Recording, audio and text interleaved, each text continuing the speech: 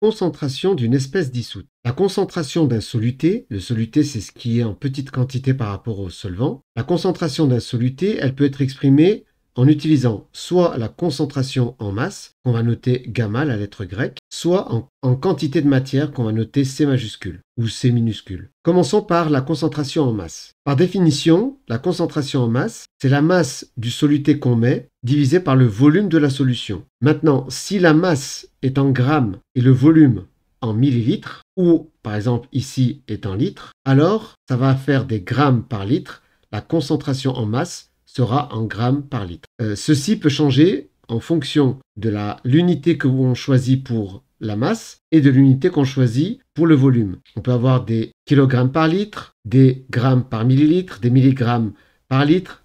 Toutes les options sont possibles dès lors qu'on respecte bien l'unité ici et l'unité là. Ensuite, ça va dépendre du choix qu'on aura fait. Deuxième élément, la concentration en quantité de matière qu'on va noter C. Cette fois-ci, on va voir la quantité de matière divisée par le volume de la solution. Quantité de matière, toujours du soluté. Cette fois-ci, la quantité de matière, on sait qu'elle est exprimée en mol, sans le E, attention. Et le volume, si on l'exprime en litres, ainsi on aura une concentration en mol par litre. C sera en mol par litre. L'on note comme ça. La concentration en quantité de matière, très souvent, quand on parle d'un soluté comme un ion, par exemple ici le Cu2+, ou le SO4-, on va plutôt l'écrire entre deux crochets. C'est-à-dire que plutôt que d'écrire C entre parenthèses Cu2+, on va plutôt écrire entre crochets Cu2+ égale quantité de matière de Cu2+ sur le volume de la solution. Maintenant, quel est le lien entre ces deux concentrations, la concentration en masse et la concentration en quantité de matière? Alors, soit on apprend directement ça,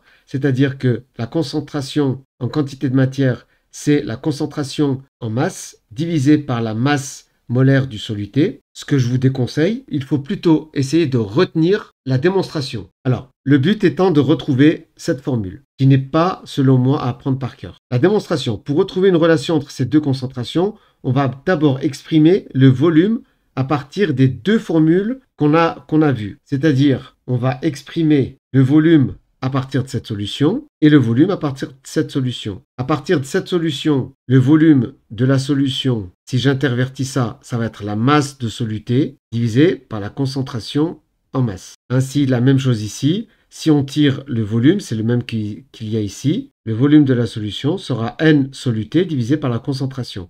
Maintenant, si on égalise ça avec ça, puisque c'est le même volume, on trouve que ça est égal à ça. Ensuite, ce qu'on cherche, c'est isoler lui. Alors, pour isoler lui, je fais passer ça de l'autre côté. Ça en face, ça ici. Donc, on se retrouve avec lui qui passe ici. Donc, on le retrouve là. Ça multiplié par N soluté, divisé par masse de soluté, puisque celui-ci passe ici. Ainsi, on a gamma fois N divisé par petit m la masse. Maintenant, on va exprimer la quantité de matière, puisque la quantité de matière, c'est la masse divisé par la masse molaire. Comme on parle du soluté, c'est la masse du soluté divisée par la masse molaire du soluté. On va mettre ça ici. Donc, ainsi, on a gamma soluté fois la masse divisée par la masse molaire, le tout divisé par la masse du soluté. Maintenant, on voit ici qu'il y a masse soluté que l'on peut simplifier, que je vais mettre dans une autre couleur. Et on va trouver ici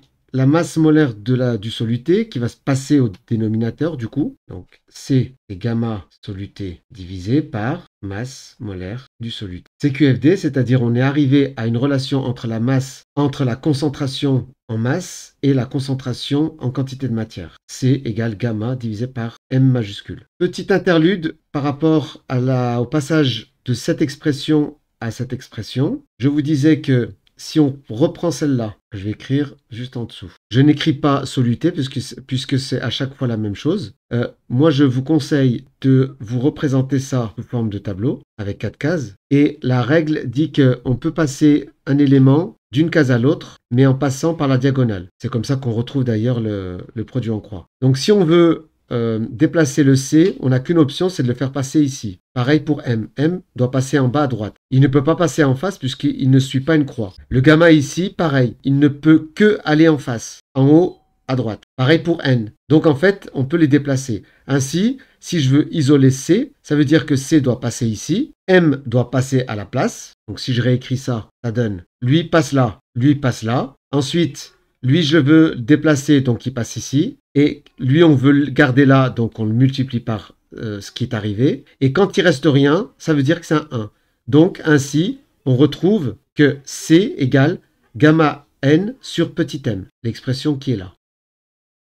Voilà, j'espère que cette vidéo t'a plu. N'hésite pas à mettre un pouce vers le haut pour m'encourager à poursuivre, à t'abonner si ce n'est pas déjà fait, et à activer la cloche pour être informé des nouvelles vidéos. Allez, bon courage!